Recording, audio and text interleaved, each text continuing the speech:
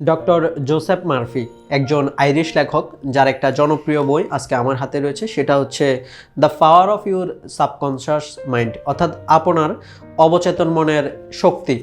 তো এই বইটি পড়লে আসলে আপনি আপনার যে অবচেতন মন রয়েছে, আমাদের দুইটা মন রয়েছে, একটা সচেতন আর একটা অবচেতন মন। তো অবচেতন মনকে কাজে লাগিয়ে কিভাবে আপনি জীবনে আসলে প্রগ্রেস করতে পারেন কিংবা কোনো সমস্যা থেকে উত্তরণ পেতে পারেন, সেই জিনিসটা আপনি আসলে জানতে পারবেন। বইটি পড়ার মাধ্যমে মূলত এই জিনিসগুলো আপনি বুঝতে পারবেন। তো জোসেফ মার্ফির এই বইটাতে মোট 20টা চ্যাপ্টার রয়েছে। আসলে 20টা চ্যাপ্টারের অধীনে কিন্তু অনেকগুলো সাব ক্যাটাগরির চ্যাপ্টার রয়েছে। সেই চ্যাপ্টারগুলো পাঠ করলে আপনি মূলত জিনিসগুলো জানতে পারবেন। তো এই বইটার সম্পর্কে আমি আমার রিভিউ দেওয়ার আগে বা আমার ধারণাটা দেওয়ার আগে, আমার মতামত দেওয়ার আগে আমি আপনাদের সাথে কিছু মেথড শেয়ার করব। আমি আপনাদেরকে রিকোয়েস্ট করব অবশ্যই আপনারা ভিডিওটা শেষ পর্যন্ত দেখবেন, তাহলে বইটার সম্পর্কে আসলে জানতে পারবেন। আপনারা অনলাইনে এই বইটার সম্পর্কে অনেক রিভিউ দেখেছেন আমি জানি, কিন্তু আমি যখন মেথডগুলো আলোচনা করব এবং আমি যখন আমার মতামতটা দিব, তখন আপনি আসলে বুঝতে পারবেন আমার মনে হয় বইটা কী সম্পর্কে। কারণ এক একজনের মতামত কিন্তু এক এক রকম হয়ে থাকে, তো সেক্ষেত্রে আপনি কিন্তু বুঝতে পারবেন। তো আমি প্রথমে আপনাদের সাথে একটা মেথড নিয়ে আলোচনা করব, যে মেথডটার নাম হচ্ছে আসলে বদুইন টেকনিক। এই বদুইন টেকনিক জিনিসটার মাধ্যমে হচ্ছে আপনি আসলে কোনো বিষয়ে চিন্তামুক্ত থেকে আপনি ওই বিষয়টা বা ওই কাজটাকে সম্পূর্ণ ভালোভাবে কিন্তু সম্পন্ন করতে পারবেন। তো লেখক বলেছেন, আপনি যদি আসলে কোনো বিষয় নিয়ে অত্যন্ত চিন্তাযুক্ত থাকেন এবং ওই কাজটি যদি সম্পন্ন করতে আসলে অসমর্থ হন, সেক্ষেত্রে আপনাকে এই টেকনিকটা অ্যাপ্লাই করতে হবে। এই টেকনিকটা অ্যাপ্লাইয়ের নিয়ম হচ্ছে কীরকম আমি বলি। আপনি ধরেন কোনো একটা সমস্যায় আছেন, তখন লেখক বলেছেন যে ঘুমানোর আগে আপনি আপনার আরাম কেদারাতে আসলে একটু চিত হয়ে শুবেন। শোয়ার পর একদম রিল্যাক্স থাকবেন।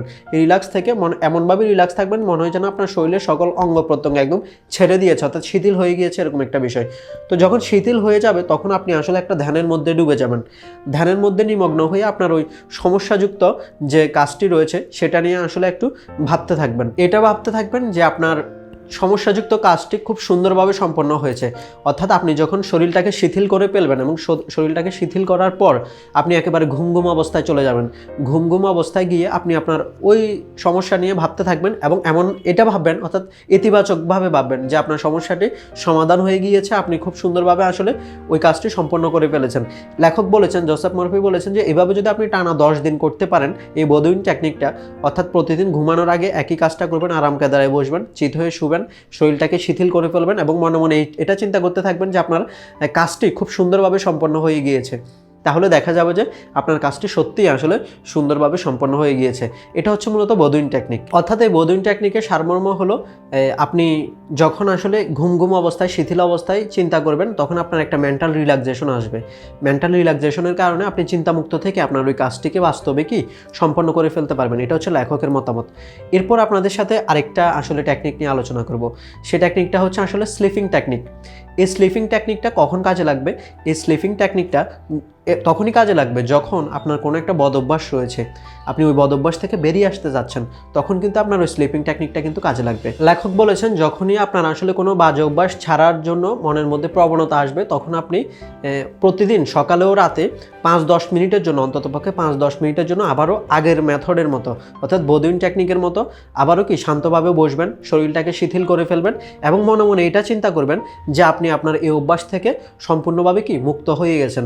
আপনি একেবারে সম্পূর্ণভাবে মুক্ত হয়ে আসলে স্বাধীন এবং নিরবিচ্ছিন্ন জীবনযাপন আসলে করতেছেন। অর্থাৎ মনে মনে আপনাকে এই জিনিসটা চিন্তা করতে হবে যে আপনি এই বাজে অভ্যাস থেকে একবারে মুক্ত হয়ে গেছেন, আপনি শান্তভাবে জীবনযাপন করতেছেন। এই টেকনিকটা লেখক বলেছেন, আপনি যতদিন আসলে এই অভ্যাসটা ত্যাগ করতে পারবেন না, কোনো বাজে অভ্যাস ত্যাগ করতে পারবেন না, প্রতিদিন সকালে এবং রাতে ঘুমোতে যাওয়ার আগে অন্তত 5 থেকে 10 মিনিট একই টেকনিকটা অবলম্বন করবেন।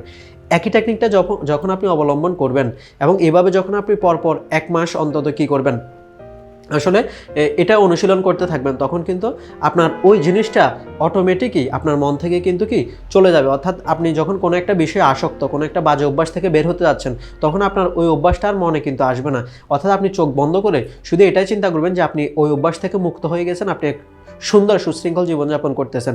এইভাবে আপনি কল্পনা শক্তির মাধ্যমে আপনার অবচেতন মনকে কাজে লাগিয়ে স্লিপিং টেকনিকের মাধ্যমে ইনফ্যাক্ট আপনি আপনার ওই বাজে অভ্যাস থেকে কিন্তু মুক্ত হতে পারেন। এরপর আরেকটা মেথড বলবো, সেই মেথডের নাম হচ্ছে ডিক্রি মেথড।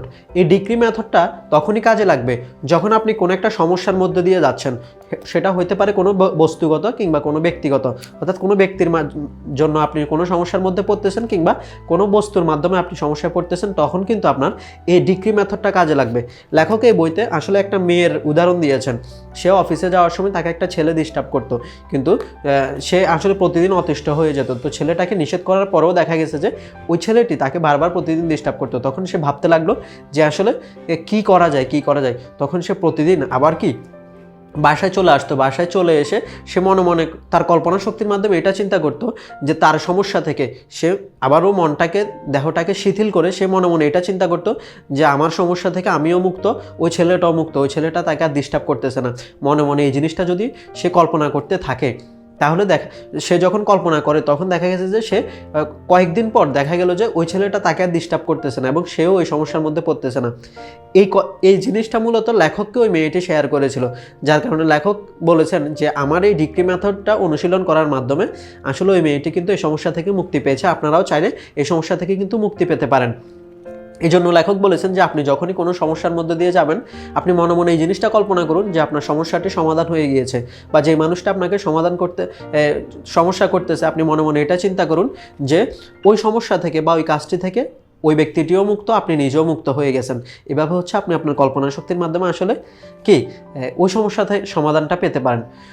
তা আসলে বইটি পড়ার সময় আমি কয়েকটা জিনিস খেয়াল করেছি, সেটা হচ্ছে এখানে পবিত্র বাইবেলের কিন্তু অনেকগুলো উক্তি দেওয়া হয়েছে। যেমন এখানে বাইবেলের একটা কথা বলা হয়েছে, লেখক বলেছেন যেমন the Bible says whatsoever you shall ask in prayer believing you shall receive. অর্থাৎ প্রার্থনায় তুমি যা খুঁজবে, বিশ্বাস করবে, তুমি কিন্তু তাই পাবে। অর্থাৎ প্রার্থনা করার সময় আপনাকে সেই জিনিসগুলো বিলিভ করতে হবে যে এই জিনিসগুলো আমি অবশ্যই অর্জন করবো। অর্থাৎ সৃষ্টিকর্তার কাছে আপনি যখন চাইবেন তখন আপনাকে মনে মনে এটা নিশ্চিত থাকতে হবে যে আমি যে জিনিসগুলো চাইছি সেই জিনিসগুলো আমি অবশ্যই পাবো। এই বিশ্বাস নিয়ে আপনাকে প্রার্থনাটা করতে হবে সৃষ্টিকর্তার নিকট। এখানে কিন্তু বাইবেলের প্রভূত আসলে উদ্ধৃতি উল্লেখ করা হয়েছে, যেগুলোর মাধ্যমে আপনি আসলে নিজেকে করতে পারবেন, চেঞ্জ করতে পারবেন। তো এখানে আসলে একটা জিনিস বলেছেন লেখক যে আপনি প্রার্থনা করার সময় এই বিষয়গুলো কিন্তু কখনোই মাথায় আনবেন না। যেমন থিংস আর গেটিং ওর্স, অর্থাৎ দিন দিন আমার অবস্থা খারাপ হয়ে যাচ্ছে। I will never get an answer, অর্থাৎ আমি কখনোই কোনো জবাব পাবো না। I see no way out, অর্থাৎ আমি আমার সমস্যার সমাধানের জন্য কোনো রাস্তা খুঁজে পাচ্ছি না। এই জিনিসগুলো আপনাকে কখনোই ভাবা যাবে না। তারপরে বলছে ইট ইজ হোপলেস, অর্থাৎ আসলে আমি এটার কোনো আশা দেখতেছি না। তারপর I don't know what to do, অর্থাৎ আমি জানি না যে আমাকে কি করতে হবে। এরপর বলছে I am all mixed up, অর্থাৎ আমি সব কিছু কিন্তু ওলট পালট করে ফেলতেছি। এই জিনিসগুলো আপনাকে কখনোই চিন্তা করা যাবে না। অর্থাৎ যখনই আপনি মনটাকে শিথিল করে ফেলতেছেন, দেহটাকে একাগ্র করে ফেলতেছেন, আপনার সাবকনসিয়াস মাইন্ডকে যখন কাজে লাগাচ্ছেন, এই বিষয়গুলো আপনাকে কখনো কিন্তু মাথায় আনা যাবে না যে আপনি এটা পারবেন না, আমাকে দিয়ে হবে না, কিংবা আপনি কোনো উপায় পাচ্ছেন না, এই জিনিসগুলো ভাবা যাবে না। তবে এবার আমার ফাইনাল যে আসলে মতামতটা, যেটা আমি আপনাদেরকে শুরুতে বলেছি ভিডিওর, যে আমার মতামতটা শুনে আপনি আসলে বইটা কিনবেন কিনা সেটা আসলে চিন্তা করতে পারেন।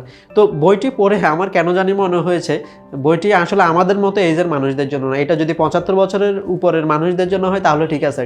এখন আপনি বলতে পারেন ভাই কেন? বইটিতে এখানে দেখানো হয়েছে যে আপনি স্বাস্থ্য, সম্পদ, এমনকি কোনো সমস্যার সমাধান শুধুমাত্র অবচেতন মনকে কাজে লাগিয়ে ধ্যানের মাধ্যমে আপনি পেয়ে যেতে পারেন। বাস্তবে কি আসলে এটা সম্ভব? আপনি যদি কোনো কাজ না করেন, আপনি কোনো কাজ না করে কোনো সমস্যা থেকে আসলে উত্তরণ পাওয়া সম্ভব?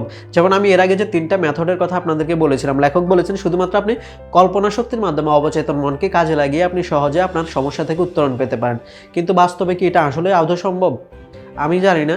এবং বইটি দেখা গেছে যে আসলে একটা বেস্ট সেলার বই, প্রায় 1 মিলিয়নেরও বেশি কপি কিন্তু বিক্রিত হয়েছে। এবং আপনারা অনলাইনে কিন্তু অনেকগুলো আসলে ভিডিও দেখতে পাবেন, ইউটিউবেও হয়তো ভিডিও দেখতে পাবেন এই বইটার রিভিউ সম্পর্কে। তো আমি আমার মতামত জানালাম।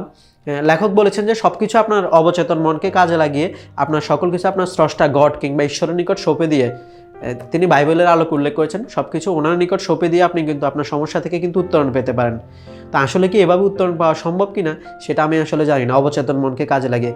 যদি আপনি আসলে এখনও অবচেতন মনকে কাজে লাগিয়ে আপনি যদি সকল কিছু ঈশ্বরের কাছে সঁপে দিয়ে ভাবেন, মনে মনে ভাবতে থাকেন যে আমার সব কিছুর সমাধান হয়ে গিয়েছে, তাহলে আপনাকে আর কাজ করতে হবে না। আপনার এই ইউথ লাইফকে আপনি আর ত্বরান্বিত করতে পারবেন না বলে আমার মনে হয়। এটা যাদের বয়স 75 হয়ে গিয়েছে তাদের আর কোনো কিন্তু করার থাকে না ওইরকম। আমাদের বাংলাদেশের বা এশিয়া মহাদেশের পার্সপেক্টিভে তাদের তাদের খুব বেশি কিছু করার থাকে না।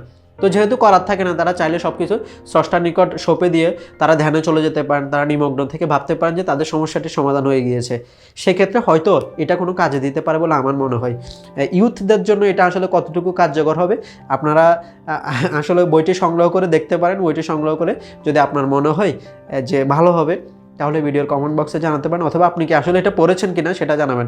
আর একটা কথা, বইটিতে কিন্তু আসলে বইটা অনেক বড়, প্রায় 250 পৃষ্ঠার একটা বই। তো বইটা আমি পুরো পড়ি না, আমি কিছু কিছু বিষয় আমি দেখার চেষ্টা করেছি। এবং সবচেয়ে বড় কথা হচ্ছে এই সেলফ ডেভেলপমেন্ট বইগুলোর অধ্যায়ের শেষে কিছু কি কেনোট থাকে, অর্থাৎ পুরো অধ্যায়টা সামারি থাকে। আমি মূলত ওগুলো পড়ার চেষ্টা করেছি এবং ওগুলো পড়ে এই জিনিসটাই বুঝেছি যে লেখক এটাই বারবার বোঝানোর চেষ্টা করছেন যে আপনার সকল কিছু আপনার অবচেতন মনকে সঁপে দিয়ে, স্রষ্টার নিকট সঁপে দিয়ে আপনি চিন্তা করতে থাকুন যে এটা সমাধান হয়ে গিয়েছে, তাহলে আপনি সকল কিছুর সমাধান পাবেন।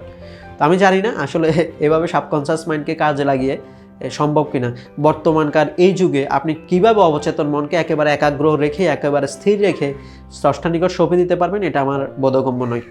আপনাদের মতামত জানাতে পারেন এই বইটা সম্পর্কে। আর বইটি যদি কেউ সংগ্রহ করে থাকেন সেটা কমেন্ট বক্সে জানাতে পারেন কেমন লেগেছে আপনার। আর যদি এরকম বইয়ের রিভিউ পেতে চান কিংবা আমার একটু মতামত পেতে চান, তাহলে চ্যানেলটি সাবস্ক্রাইব করে অল নোটিফিকেশন করে রাখতে পারেন, নোটিফিকেশন বেল বাটনে ক্লিক করে। সকলকে ধন্যবাদ জানাচ্ছি আজকে ভিডিওটা এতটুকু দেখার জন্য। সকলকে আসলে আবারও মন থেকে কৃতজ্ঞতা। সকলে ভালো থাকুন, সুস্থ থাকুন।